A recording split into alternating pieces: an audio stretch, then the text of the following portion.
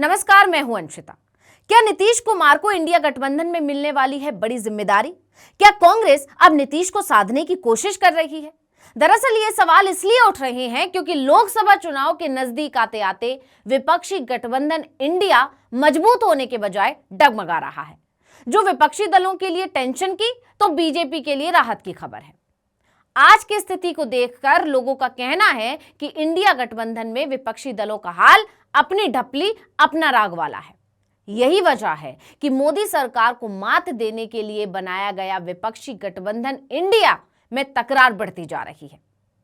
अब इसी तकरार और बिखराव को साधने के लिए कांग्रेस ने खास रणनीति बनाई है। इसके तहत कांग्रेस नीतीश कुमार पर फोकस कर रही है। ऐसे में सवाल उठता है कि आखिर कांग्रेस को इसकी जरूरत क्यों पड़ी? आप जानते ही हैं कि इंडिया गठबंधन की तीसरी बैठक के बाद से ही नीतीश के तेवर कुछ उखड़े उखड़े लग रहे हैं। कांग्रेस के खिलाफ उनके सुर भी बदल गए। यहां तक कि 5 राज्यों के विधानसभा चुनाव के दौरान भी नीतीश ने कांग्रेस पर जमकर हमला बोला। हालांकि इसको लेकर राजनीति के जानकारों का मानना था कि चुनावी राज्यों में कांग्रेस ने जिस तरह से अकेले चुनाव लड़ा है, इसी वजह से विपक्षी दल नाराज हैं। लेकिन जब इसके बाद 6 दिसंबर को कांग्रेस ने विपक्षी दलों की बैठक बुलाई तो उससे नीतीश ने दूरी बना ली, वो भी सिर्फ हल्के से जुकाम खांसी की वजह से।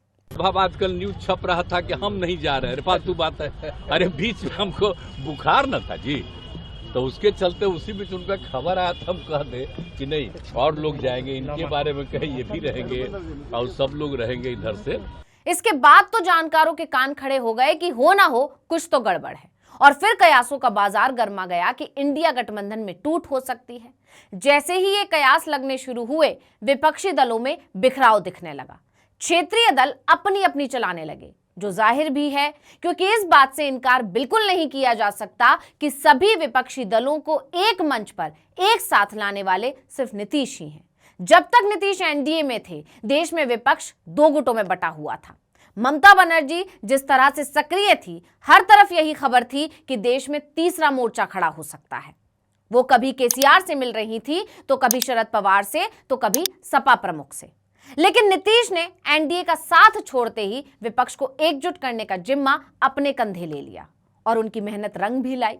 जून 2023 में बिहार में विपक्षी दलों की पहली बैठक हुई। इसके बाद अगली यानी दूसरी बैठक कर्नाटक में हुई और विपक्षी गठबंधन का नाम रखा गया इंडिया।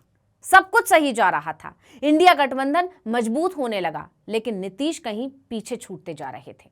राजनीति के जानकारों का कहना है कि इसी से नीतीश खफा हुए और उनका साथ दिया उन तमाम दलों ने जो नीतीश की वजह से कांग्रेस के साथ आए थे, जैसे टीएमसी, समाजवादी पार्टी और केसीआर।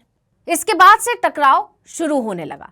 खबरें आने लगी कि टीएमसी गठबंधन में ममता बनर्जी का नेतृत्व चाहती है, तो जेडीयू नीतीश कुमार को पीएम उम्मीदवार घोषित करने की कोशिश कर रही है।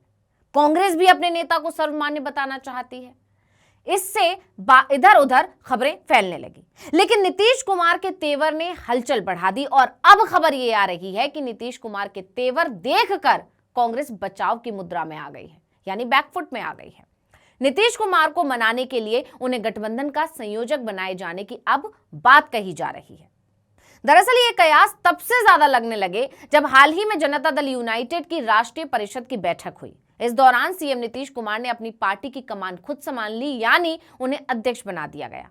अध्यक्ष बनते ही एक बार फिर नीतीश ने पार्टी बैठक में कांग्रेस के रवैये पर सख्त नाराजगी जताई। उन्होंने कहा कि कांग्रेस उनके नाम की चर्चा तक नहीं करती है। जाति जनगणना और आरक्षण पर इतने बड़े फैसले लेने के बाद भी कांग्रेस उनके नाम के बारे में नहीं सोचती है, जबकि ये सच है कि जातिगत जनगणना का मुद्दा उठाने वाले भी नीतीश कुमार ही हैं। इसी वजह से वो बीजेपी के नेतृत्व वाले एनडीए गठबंधन से अलग हुए थे और राष्ट्रीय जनता दल से हाथ मिलाया था और उसके बाद जातिगत जनगणना करवाई थी। लेकिन अब कांग्रेस जातिगत जनगणना का मुद्दा अपना मुद्दा बता रही है। विधानसभा चुनावों में भी हर जगह कांग्रेस ने उस मुद्दे को उठाया। इससे नीतीश काफी नाराज हैं। जेडीयू नेता के इस बयान के बाद से ही कांग्रेस बेचैन हो उठी है।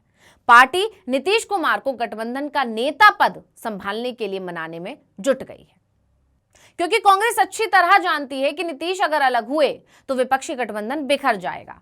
टीएमसी, सपा, राजद, बीआरएस ये दल नीतीश के साथ खड़े हो जाएंगे। और आज की स्थिति में कांग्रेस सबसे बड़ी पार्टी जरूर है, लेकिन बीजेपी से मुकाबला करने के लिए उसे क्षेत्रीय दलों की भी जरूरत है, क्योंकि अकेले लड़ने का नतीजा वो विधानसभा चुनाव में देख चुकी है।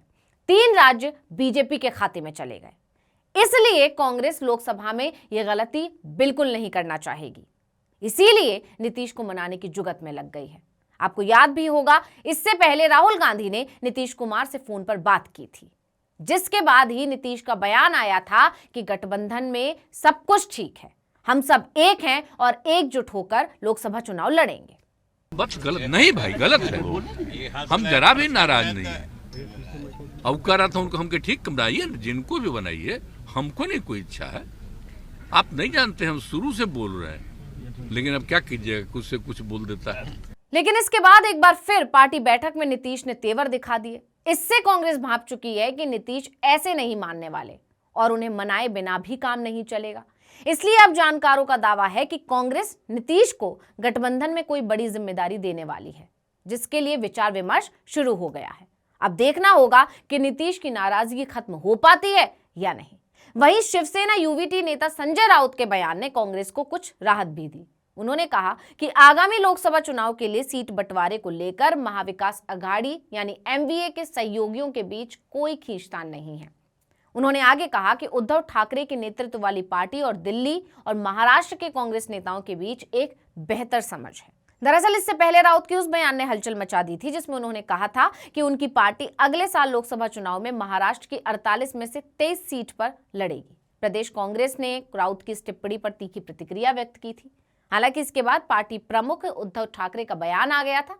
उन्होंने कहा था कि वो ऐसा कुछ भी नहीं करेंगे जिससे एमबीए गठबंधन को कोई नुकसान पहुंचे। भले ही शिवसेना उद्धव गुट ने कांग्रेस को कुछ राहत दी है, लेकिन अभी कुछ भी ठीक नहीं है, क्योंकि इस गठबंधन को बनाने की पहल और शुरुआत बिहार के सीएम और जेडीयू नेता नीतीश कुमार ने की थी। लेकिन अभी तक तय नहीं हो पाया है कि 26 दलों के इस गठबंधन का नेता कौन है, और तो और नीतीश को कहीं पीछे धकेल दिया गया है। कभी आम आदमी पार्टी और कांग्रेस में कहासुनी का दौर चलता है, तो कभी तृणमूल कांग्रेस के बीच टकराव होता है। देखना होगा कि ये टकराव कब और कैसे थमता है। क्या कांग्रेस इसमें कामयाब हो पाएगी या फिर ये गठबंधन लोकसभा चुनाव से पहले ही खत्म हो जाएगा।